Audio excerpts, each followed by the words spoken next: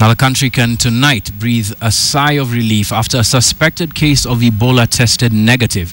Tests were conducted on the body of a 33-year-old Kenyan businesswoman who exhibited symptoms similar to those of Ebola and a Marburg virus. Now, they all tested negative. The woman, who was bleeding, died shortly after arrival over what health officials suspect could have been a gynecological complication. Rita Tinina reports on the Ebola scare that has health officials on high alert.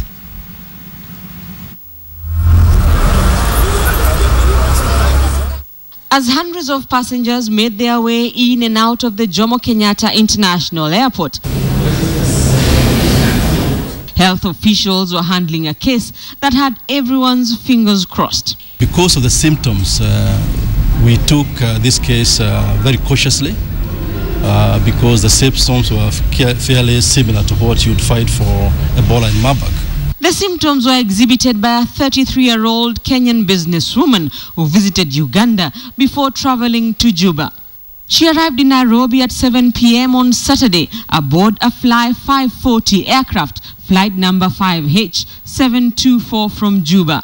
On arrival, she started getting dizzy and she was quickly taken to the Port Health Services and she was quickly quarantined. In the process of further investigation, the patient died from hemorrhagic shock. Samples from her body, which was kept overnight at the Port Health facility, were taken to the Kenya Medical Research Institute and the Center for Disease Control for testing. The results are negative for both Marburg and Ebola and other hemorrhagic fevers.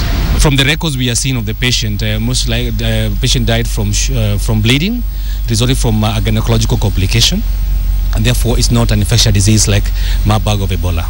The businesswoman is said to have been unwell for about a week and was scheduled to seek advanced treatment at the Nairobi hospital upon arrival into the country. We also saw correspondence with her between her doctors and Kenyan doctors who are ready, who are supposed to take care of her on her arrival in Kenya, but in Nairobi hospital.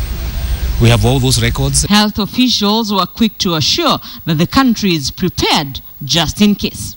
It has also helped us test our systems, and I'm happy that it's up to the level, international level required.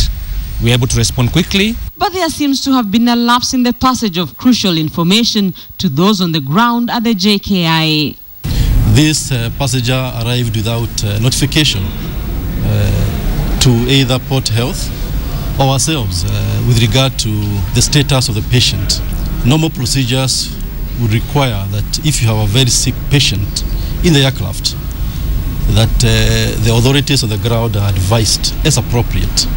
Officials from the Port Health facility are screening passengers from Liberia, Nigeria, the Democratic Republic of Congo, Guinea, Sierra Leone and Senegal.